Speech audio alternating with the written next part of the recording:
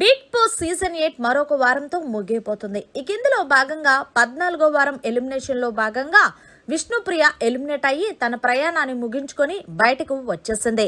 ఇక ఇందులో భాగంగా విష్ణుప్రియ ప్రెస్ మీట్ లో ఏమని మాట్లాడింది అంటే చాలా మంచిగా నిఖిల్ కి సపోర్ట్ ఇచ్చి మాట్లాడింది. నేను హౌస్ లో చూసిన కంటెస్టెంట్స్ లో ఎవరైనా జెన్యూన్ పర్సన్ ఉన్నారు అంటే అది ఇప్పుడున్న కంటెస్టెంట్లు అయితే నేను నిఖిల్ అనే చెప్తాను.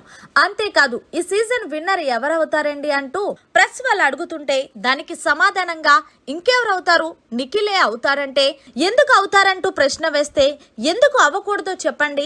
హౌస్ లో అడుగు పెట్టినప్పటి నుండి ఇప్పటి వరకు పోల్చుకుంటే తన ఆట తీరు ఎలా ఉందో మీరందరూ చూశారు. అంతేకాకుండా తన మీద చాలా నిందలు మోపినా సరే ఎప్పుడూ ట్రిగ్గర్ అయ్యింది లేదు. అమ్మాయిల పట్ల చాలా మర్యాద పూర్వకంగా ఉంటాడు. హౌస్ లో ఎక్కువగా వంట చేసింది కూడా నిఖిలే.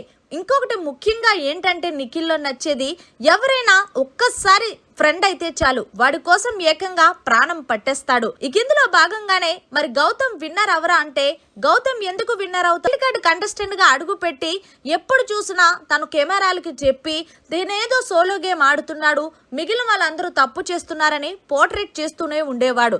కానీ నిజంగా నా మనసు ఏం చెప్తుందంటే ఈ సీజన్ విన్నర్ నిఖిల్ అవుతాడని నేను బల్లగుద్ది చెప్తాను.